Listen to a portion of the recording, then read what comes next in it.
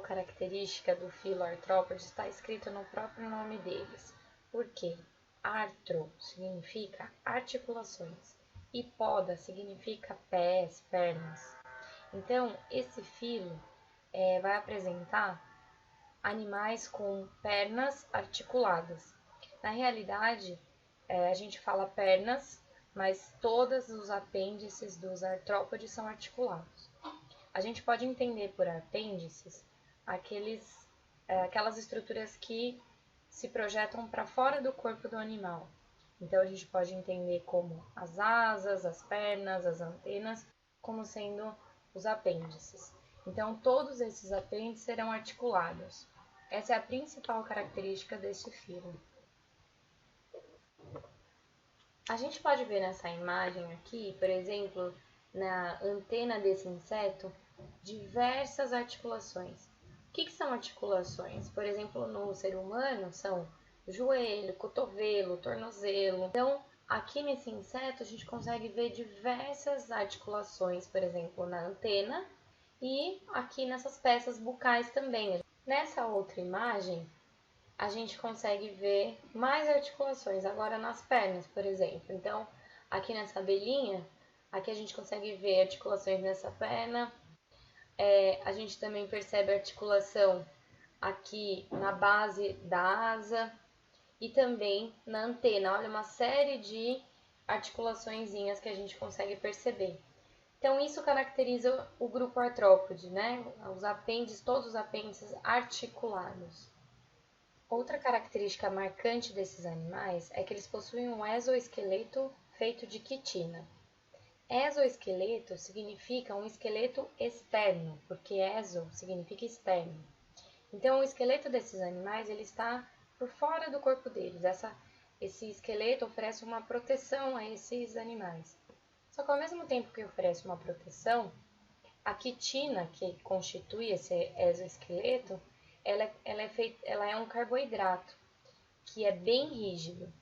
E essa quitina, então, ela vai oferecer resistência ao crescimento desses animais. Então, para esses animais conseguirem crescer, eles precisam trocar de exoesqueleto. Eles precisam se libertar do exoesqueleto que está impedindo eles de crescer. Nessa imagem, por exemplo, a gente consegue perceber certinho. Aqui, o exoesqueleto antigo e a cigarra saindo desse exoesqueleto. Percebam que essa cigarra ela está com uma coloração mais esbranquiçada, porque esse exoesqueleto ele está mais novo. Então, a quitina ainda não está tão rígida quanto estava quando ele estava mais velho. Essa outra imagem aqui, a gente consegue também perceber o exoesqueleto de uma aranha. Então, a gente vê aqui o antigo e a aranha aqui por cima desse exoesqueleto, já se libertando desse exoesqueleto antigo, e assim ela vai conseguir crescer. Então, esse processo que os artrópodes passam de mudança do exoesqueleto é conhecido como muda ou equidise. Se a gente fizer um gráfico desse crescimento dos artrópodes, a gente tem aqui no eixo Y, né, subindo aqui, a gente tem o tamanho. Então, conforme eu estou subindo aqui essa seta, eu vou aumentando, eu vou mostrando que eu estou aumentando de tamanho. E aqui essa seta que vai para a direita é a linha do tempo. Então, quando o artrópode nasce, ele cresce ao mesmo tempo que o tempo passa. Só que com o tempo, a quitina foi ficando cada vez mais rígida. E isso impediu que o artrópode crescesse. Então, no gráfico, a gente está vendo que o tamanho continuou o mesmo, mas o tempo passou. Até que ele sofreu a primeira muda, ou seja, ele produziu um novo exoesqueleto por baixo do antigo e se libertou desse antigo.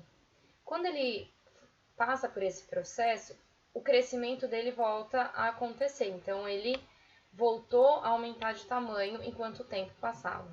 Só que, de novo, com o tempo, a quitina foi ficando novamente mais rígida. E aí, ele teve que sofrer uma nova muda. Com essa nova muda, o crescimento dele voltou a acontecer, então ele cresceu ao mesmo tempo que o tempo passou, e de novo o exoesqueleto ficou rígido, impedindo esse crescimento. Então o tempo passa, porém o tamanho não aumenta.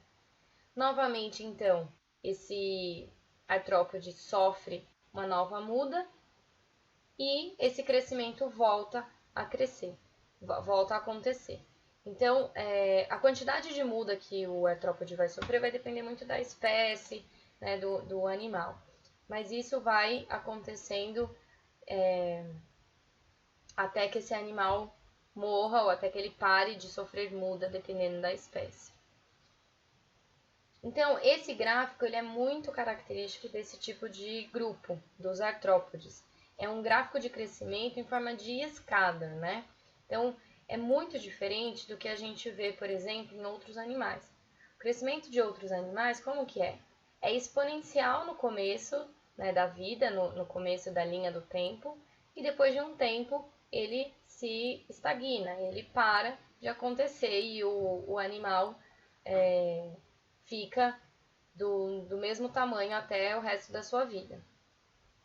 Então, quando se fala em artrópode, a gente tem que sempre lembrar desse gráfico de crescimento, que é bem característico e é bem peculiar desse grupo.